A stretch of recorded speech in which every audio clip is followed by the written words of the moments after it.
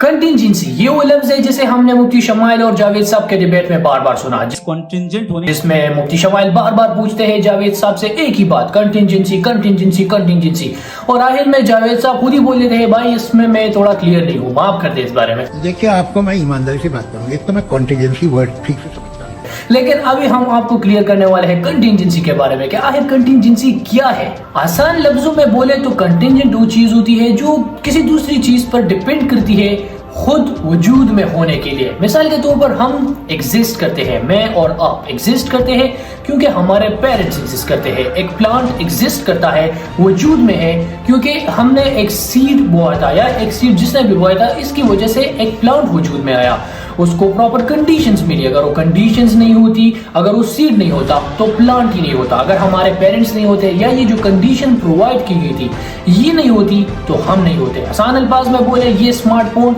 किसी फैक्ट्री में बना है, अगर फैक्ट्री के बिल्डर्स या फैक्ट्री नहीं होती तो स्मार्टफोन ही नहीं होता। यही वजह है कि ये स्मार्टफोन, मैं और प्लांट्स यानी बहुत सारी चीजें कंटिजेंट है।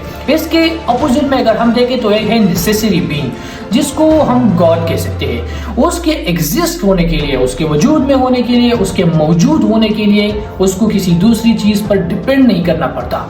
उसकी क्वालिटी ही यही है कि वो किसी चीज पर डिपेंड नहीं करता, और यही वजह है कि वो एक नेसेसरी बीइंग है।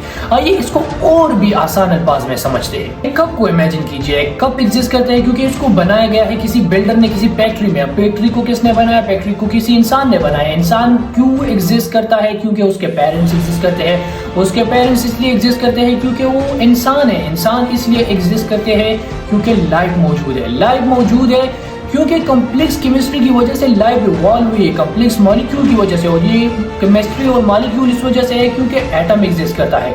एटम एग्जिस्ट करता है क्योंकि उसके सब एटॉमिक पार्टिकल्स एग्जिस्ट करते हैं। वो एग्जिस्ट करते हैं क्योंकि यूनिवर्स का नेचर है।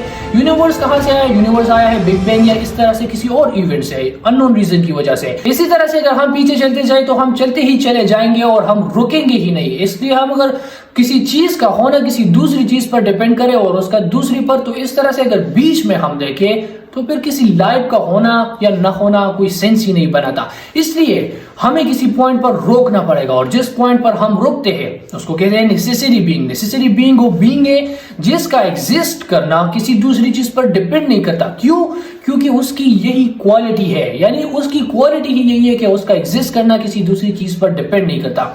अब अगर कहे तो हम इसको गॉड भी कह सकते हैं कि वही नेसेसरी बीइंग गॉड है, मगर ये उस रिलीजियस गॉड को प्रूव नहीं करता।